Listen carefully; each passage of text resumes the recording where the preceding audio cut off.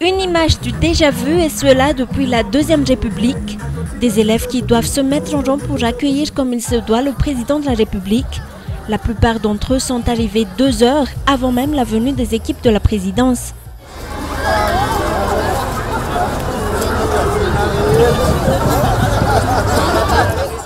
Le président a fait son discours à quelques kilomètres du pont à inaugurer.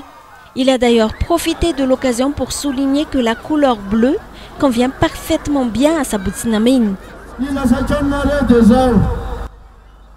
Je tiens à vous dire que je serai toujours prête à faire de plus en plus d'efforts. Couleur bleue, reflétée déjà par les t-shirts qu'ont porté la majeure partie de ceux qui ont assisté à l'inauguration.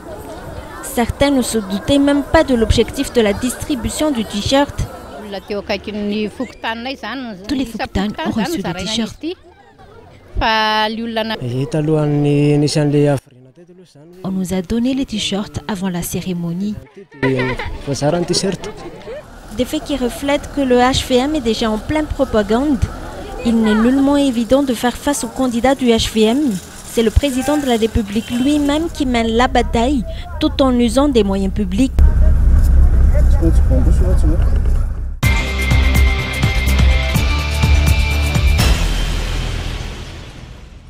Et des chaises vides dans une salle de séance préparée pour une centaine de députés. C'est comme si nos élus ont déjà su à l'avance les réponses de l'exécutif. La mise en place des institutions de la 4e République. La mise en place des nouvelles institutions de la 4e République est le programme du jour. Pourtant, selon le rapport d'activité de la réconciliation nationale, toutes les institutions seront clôturées. Alors, comment pourrait-on accepter ce fait ? À l'instar de Mamtina Ravelnanos, l'élu aux couleurs team, les députés n'ont pas mâché leurs mots face au Premier ministre. La machine administrative avance, on marche pour le mieux, mais les résultats ne sont pas encore perçus. Le pays n'avance pas assez rapidement. Des promesses non tenues ou des réalisations résultant des projets entamés depuis Cool Roger ou même depuis la transition. Toutes les occasions étaient opportunes pour nos députés pour critiquer l'équipe Ravelnarive. Si j'étais à la place du gouvernement, ils auraient dû attendre les 100 jours avant de faire un rapport. Aucun développement n'est perçu jusqu'à ce jour.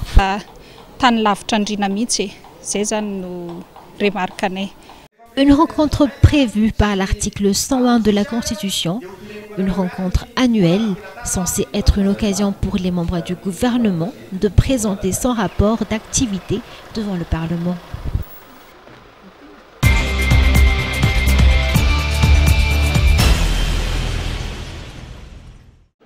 Le projet de loi portant création d'une chaîne pénale spéciale pour les bois de rose a été présenté ce jour en séance plénière à la Chambre basse.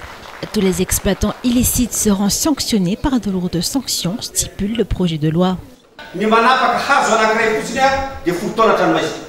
Et 10 ans d'emprisonnement seront attribués à tous ceux qui coupent les bois de rose et 20 ans d'emprisonnement pour les exploitants. 2 magistrats seront attribués à cette nouvelle chaîne pénale spéciale. Il n'y aura ni appel ni liberté provisoire, mais tout de suite la cassation. Avec un budget de 4 milliards d'ayars, un hélicoptère et 2 vedettes seront aussi offerts afin de lutter contre cette exploitation illicite. Quant au stock de bois de rose, ces dernières seront placées à Thomas sous surveillance d'une société qui se chargera de leur exploitation. Les députés prévoient d'apporter des amendements. Pour le député Atif Ndjazanadjeri, une seule chaîne pénale spéciale devrait se charger de toutes les exploitations illicites. Tous les crimes concernant les exploitations illicites devraient être admis dans cette nouvelle chaîne pénale, que ce soit le vol d'ossements humains ou les exploitations maritimes. Mais selon le Premier ministre, tous ces crimes seront revus peu à peu. Pourtant, de notre point de vue, toutes ces infractions doivent être admises dans le même lot.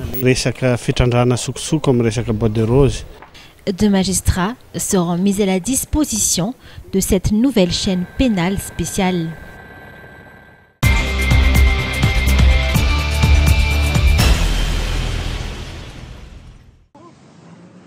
Une embarcation de fortune pour une dizaine de personnes à destination de l'île Mayotte. Voilà comment les immigrés clandestins font pour rejoindre les côtes mahoraises. Ces dizaines de voyageurs clandestins interpellés par la garde-côte mahoraise sont des Comoriens et non malgaches. Mais au départ de la grande île, il faut 36 heures pour atteindre les côtes mahoraises.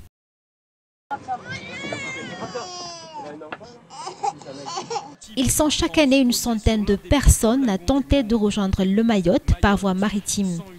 La plupart des Comoriens, mais depuis quelques années, les Malgaches s'y intéressent également. Pourquoi ce phénomène?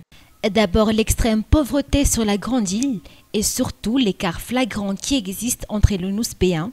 Et pour fuir ce problème, comme les Comoriens, les Malgaches décident aussi de partir pour Mayotte. Mayotte qui est aujourd'hui le 101e département français, la deuxième île française de l'océan Indien où l'on peut gagner plus, avec un salaire minimum d'embauche égal à 7,3 € pour l'heure et qui peut atteindre les 1 000 € en un mois, l'équivalent de 3 millions d'arrières, un salaire pour les Français ou Mahorais. Mais avec l'affluence des migrants clandestins, le Mayotte traverse aujourd'hui une crise économique.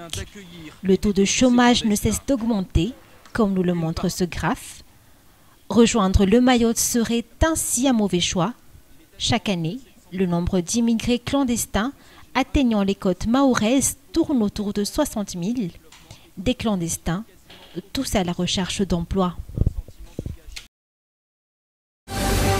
Raha misy zava-mitranga tazanao afakely mahavarina vaovao-piarahamonina dia alefasony sary horonan-tsary sy ny feo ao amin'ny viva maso mahita @gmail.com